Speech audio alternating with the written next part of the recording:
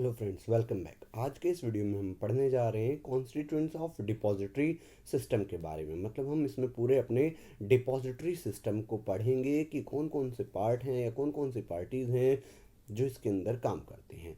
So depository system consist of number 1 the depository, number 2 the depository participant, number 3 demat account, number 4 the issuing company और we can say issuer, and number last है आपका investor. तो चलिए इसको शुरू करते हैं। सबसे पहले देखिए इसमें आता है द डिपॉजिटरी। तो डिपॉजिटरी हमारा क्या है, चलिए इसको ध्यान से समझते हैं। देखिए depository is just like a bank. ये एक ऐसी एपेक्स ऑर्गेनाइजेशन है जहां पर आपकी जो सिक्योरिटीज़ हैं, आपके जो शेयर, डिबेंचर, बॉन्ड्स हैं, वो सारे के सारे रखे जाते हैं इलेक्ट्रॉनिक फॉर्म में, डिजिटल फॉर्म में, at the request of the share holder through the medium of depository participant. मतलब क्या आप एज ए इन्वेस्टर, अगर आप इन्वेस्ट करना चाहते हो शेयर मार्केट में, तो क्या शेयर आप डिजिटल फॉर्म में खरीद लेंगे क्या? भाई पहले तो क्या होता था, पुराने ज़माने में तो ये होता था कि शेयर फिजिकल फॉर्म में मिल जाते थे, आपके पास डायरेक्टली आ जाते थे। लेकिन प्रेजेंट टाइम में ऐसा नहीं होता, आपके शेयर इलेक्ट्रॉनिक फॉर्म में रखे जाते हैं। किसके पास? डिपॉजिटरी के पास। इसके लिए आपको डिपॉजिटरी के पास एक अकाउंट खुलवाना पड़ता है जिसको हम डीमैट अकाउंट भी बोलते हैं। अब वो अकाउंट आप डिपॉजिटरी पार्टिसिपेंट की हेल्प से खुलवाते हैं। सो आपके शेयर आपके रिक्वेस्ट पर किसके पास रखे जाएंगे? डिपॉजिटरी के पास रखे जाएंगे। सो डिपॉजिटरी क्या हुआ? डिपॉजिटरी एक एपेक्स ऑर्गेनाइजेशन हुआ जो शेयर होल्डर के शेयर्स को, सिक्योरिटीज को आपकी रिक्वेस्ट पर अपने पास रखती है। और बीच में मीडिएटर का काम कौन करता है? डिपॉजिटरी पार्टिसिपेंट करते हैं। अब ये डिपॉजिटरी पार्टिसिपेंट क्या होते हैं ये आपको बताएंगे। नेक्स्ट पॉइंट हमारा वही है, अभी हम डिपॉजिटरी को समझ रहे हैं। सो डिपॉजिटरी सिस्टम में जो सिक्योरिटीज हैं वो डिपॉजिटरी अकाउंट में रखी जाएगी।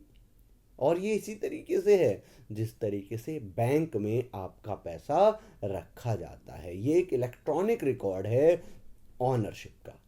मालिक आप ही है, मालिक शेयर होल्डर ही है जिसके शेयर हैं, लेकिन वो रखा कहाँ जा रहा है? वो रखा जा रहा है डिपॉजिटरी के पास एक अकाउंट में, इलेक्ट्रॉनिक फॉर्म में। जो डिपॉजिटरी है, देखिए डिपॉजिटरी आए क्यों?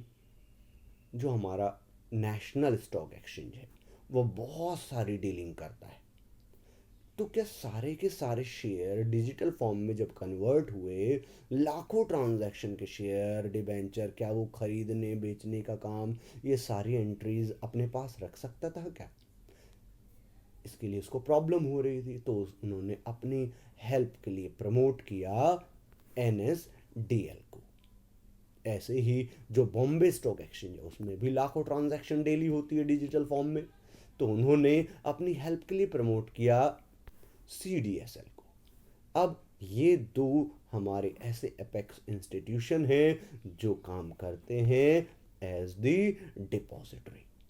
सो पहला डिपॉजिटरी हमारा है क्या? National security depository limited, NSDL। और दूसरा है CDSL, बोले तो सेंट्रल डिपॉजिटरी सर्विस लिमिटेड। अब देखिए इन दोनों के पास जो अकाउंट खुलेगा, वो अकाउंट खुलवाएगा कौन? तो वो अकाउंट खुलवाने में आपकी हेल्प करेंगे शेयर ब्रोकर फर्म्स या इंडिविजुअल ब्रोकर या फिर कमर्शियल बैंक, जिन्होंने सेबी से सर्टिफिकेट लिया हुआ है स्टॉक मार्केट में डील कराने के लिए। सर्टिफिकेट लिया हुआ है, तो इन लोगों को हम बोलते हैं डिपॉजिटरी पार्टिसिपेंट। अभी हम समझ रहे हैं क्या? डिपॉजिटरी। तो जो डिपॉजिटरी सिस्टम है हमारा, जो डिपॉजिटरी है, उसके फीचर्स देख लेते हैं क्या है। देखिए डिपॉजिटरी कैसे काम करता है। ये एक इंस्टीट्यूशन की तरह है, ये एक एपेक्स ऑर्गेनाइजेशन की तरह है जो डिपॉजिटरी सिस्टम में काम कर रही है, जहाँ पर एक बैंक अकाउंट आपका खोल दिया जाता है जिसको हम बोल देते हैं डीमैट अकाउंट। ठीक है जी। और उसमें क्या रखे जाते हैं? आपके शेयर्स और डिबेंचर्स। ठीक है जी। और ये शेयर्स और डिबेंचर जो होते हैं वो किस में रखे जाएंगे, डिपॉजिटरी अकाउंट में रखे जाएंगे, डीमैट अकाउंट में रखे जाएंगे in the digital form. Digital form में आपके जो शेयर यानी जो सिक्योरिटीज आपकी रखी जाती है, depository can hypothecate dematerialize securities against bank loan. मतलब डिपॉजिटरी चाहे तो उनको गिरवी रख करके बैंक लोन भी ले सकता है। यानी ये बिल्कुल आपके इस तरीके से हैं जैसे कि आपके पास क्या होता है, जैसे कि आपके पास आपका बैंक अकाउंट होता है। खैर, the depository issues receipt of bonus share in electronic form. मतलब क्या हुआ, मतलब ये हुआ कि भाई आपके जो शेयर हैं उन शेयर्स के ऊपर अगर आपको बोनस मिलता है तो बोनस शेयर भी आपके इसी अकाउंट में, डीमैट अकाउंट में जमा होंगे, जो कि किसके पास खोला हुआ है, हमने डिपॉजिटरी के पास खोला हुआ है। और बदले में वो आपको क्या देगा, एक सर्टिफिकेट दे देगा या एक रिसिप्ट दे देगा आपको कि भाई आपके अकाउंट में जो बोनस शेयर हैं उनको जमा किया गया है। ठीक है, और ये सारा किसकी हेल्प से काम होगा, ये सारा काम होगा हमारे डिपॉजिटरी पार्टिसिपेंट की हेल्प से। तो डिपॉजिटरी पार्टिसिपेंट्स कौन से होते हैं, डिपॉजिटरी पार्टिसिपेंट्स किसे कहते हैं, इसको आप काफ़ी हद तक समझ चुके हो। चलिए इसको और डिटेल में आपको बता देते हैं। डिपॉजिटरी पार्टिसिपेंट एक एजेंट है, एक ब्रोकर है, we can say. Depository system में ये एक ब्रोकर की तरह, एक एजेंट की तरह काम करते हैं। ये ही इन्वेस्टर के साथ इंटरेक्ट करते हैं, ये ही डिपॉजिटरी के साथ कम्युनिकेशन करते हैं, यानी ये मीडिएटर के रूप में काम करते हैं। एक इन्वेस्टर डायरेक्टली तो डिपॉजिटरी के पास जा ही नहीं सकता। So an investor has to interact only with a DP. DP के साथ इंटरेक्ट करेगा और डीपी आगे डिपॉजिटरी के साथ डीलिंग कराने में उसकी हेल्प करेगा। ठीक है जी, यानी इलेक्ट्रॉनिक फॉर्म में डिपॉजिटरी पार्टिसिपेंट के थ्रू ही हम डिपॉजिटरी के साथ डील करते हैं। टू ट्रेड इन डिमेटलाइज फॉर्म, एक अकाउंट आपको खुलवाना ही पड़ता है, आपको अभी बताया था। और वो अकाउंट किसके पास खुलेगा, डिपॉजिटरी के पास खुलेगा। NSDL हमने अभी अभी पढ़ा था, या CDSL अभी पढ़ा था हमने। तो उसमें अकाउंट खुलवाएगा कौन, आपका डिपॉजिटरी पार्टिसिपेंट। ठीक है, ये बैंक भी हो सकता है, ये ब्रोकर की एसोसिएशन भी हो सकती है, या कोई इंडिविजुअल आपका जो ब्रोकर है वो भी हो सकता है। नेक्स्ट हम पढ़ लेते हैं डीमैट अकाउंट। अभी आपसे बात हुई थी कि भाई डिजिटल फॉर्म में, इलेक्ट्रॉनिक फॉर्म में आपके शेयर रखे जाएंगे एक अकाउंट में।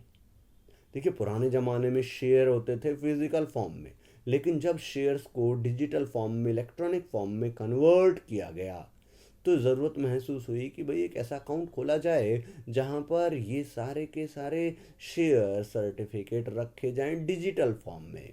सो इसके लिए पहले सभी फिजिकल शेयर सर्टिफिकेट को डीमेटलाइज किया गया। तो डीमेटलाइजेशन क्या है, डीमेटलाइजेशन एक प्रोसेस है जिसमें फिजिकल शेयर सर्टिफिकेट को इलेक्ट्रॉनिक फॉर्म में कन्वर्ट किया गया और वो इन्वेस्टर के अकाउंट में क्रेडिट किए गए। अब जिस अकाउंट में वो क्रेडिट किए गए उस अकाउंट को बोला गया demat account. So demat account is an account to buy, sell और परचेज सिक्योरिटीज। और वो भी कौन सी सिक्योरिटीज, जो कि लिस्टेड हैं स्टॉक एक्सचेंज में और इलेक्ट्रॉनिक फॉर्म में हैं with the help of internet. It is open by an investor through depository participant. खोला किसके द्वारा जाएगा, खोलेगा तो इन्वेस्टर ही, बट कहाँ पर, डिपॉजिटरी के पास। किसकी हेल्प से, डिपॉजिटरी पार्टिसिपेंट की हेल्प से। Facilitate fast transfer. अगर आपने डीमैट अकाउंट खोला हुआ है तो आपके जितने भी शेयर सिक्योरिटीज में जो डीलिंग होती है वो आप फास्ट तरीके से कर सकते हो।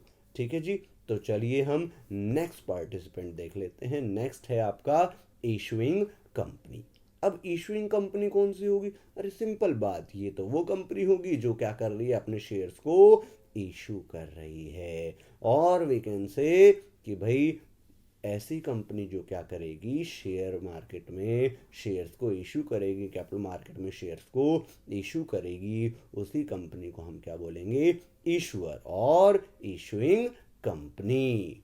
Okay, and the last participant और we can say the last constituent is the investor. तो इन्वेस्टर कौन होगा, भाई पब्लिक, जनरल पब्लिक, या कोई कंपनी या कोई इंस्टीट्यूशन जो क्या करना चाहता है, जो कंपनीज की सिक्योरिटीज में डील करना चाहता है. सो एनी रिटेल इन्वेस्टर और institution who wants to buy securities of companies is called the investor.